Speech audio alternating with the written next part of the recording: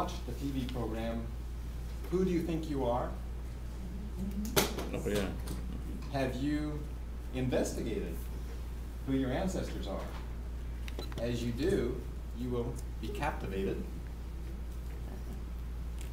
because you will begin to learn more about yourself as you understand who your ancestors are. Let's pick on one of our club members. Not really pick on him. Let's find a little bit of information about Bob. He told me before the meeting that his father's name was, how do you say it, Theophil? Mm-hmm. And that he lived in Illinois.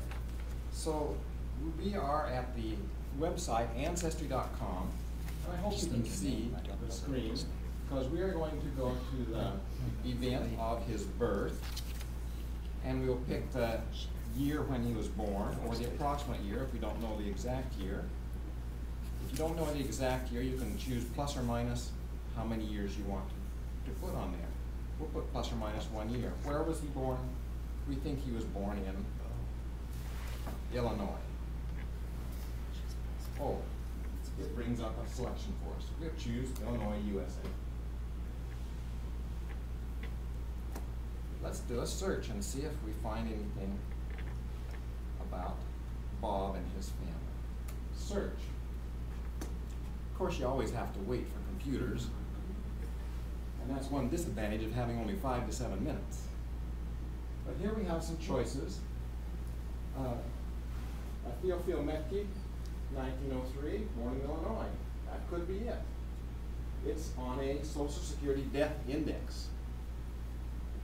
This may tell us when Bob's father passed away.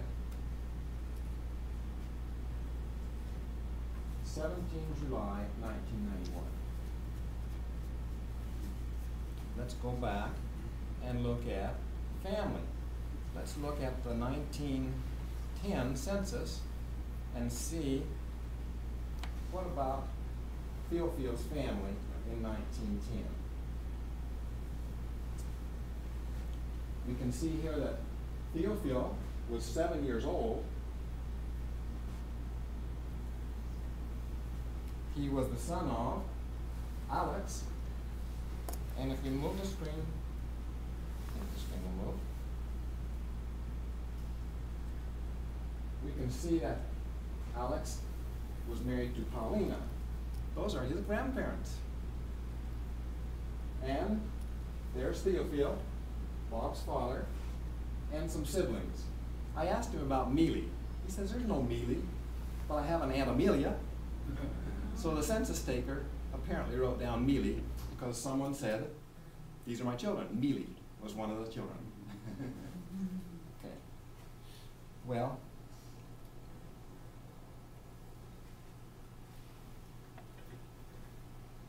I want to see if I can go to a different website here. Oh, I do have another one. 1940 was a good year. Some of us were alive. A few of us. Our parents were alive, if we were not. And there is a project going on to make the 1940 census available online.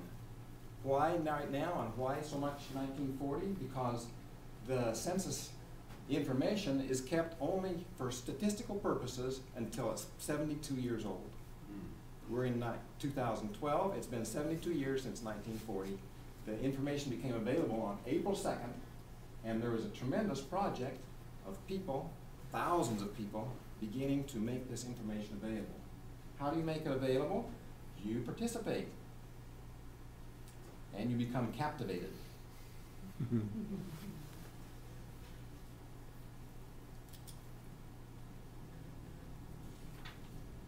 Somewhere down here it'll tell us how to participate. Let's go to indexing. Let's try that.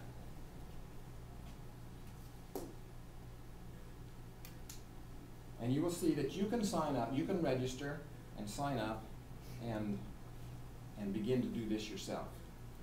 Now, I have been participating in indexing for some time. I've indexed in various languages. I've indexed from many countries. One indexing project that I worked on a lot was the 1930 census of Mexico. I've also done projects for Panama, for Colombia, for Dominican Republic, many countries in Spanish. But lately I've been doing 1940 census. If you want to do a test drive, you may. But what I want to do now is just show you a brief example of what you will receive after if you download the program that you need to do the indexing and you want to participate in this project. You will receive a choice to select from a batch. Now this particular one is, let's see what it is. This is Chicago, and it's the 1940 census, and I am indexing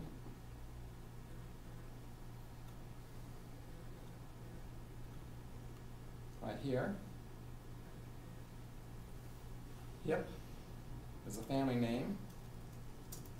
James is his given name, no title, but he happens to be the head of house. What sex is he? He's male. He's white. Have to go to the next field. White. How old is he? 37. 37. Is this difficult? He's married. You can know what you will know what the columns are from experience, but when you're just learning, you have another field over here with instructions. It tells you what to put in that field, place of birth. He was born in Georgia, and so forth. Now, my time is up, and I would love to just index through the rest of the meeting, but I want to invite you to make history and share it with the world. If you would like to consider it and go to the site and sign on, give it a test drive, raise your hand, and I'll give you a card. Why don't you share one in between you? Does it cost anything? No. The Ancestry.com is by subscription. When you do searches, often the sites are by subscription, and there is an annual cost. Thank you very much. I hope you have fun making history.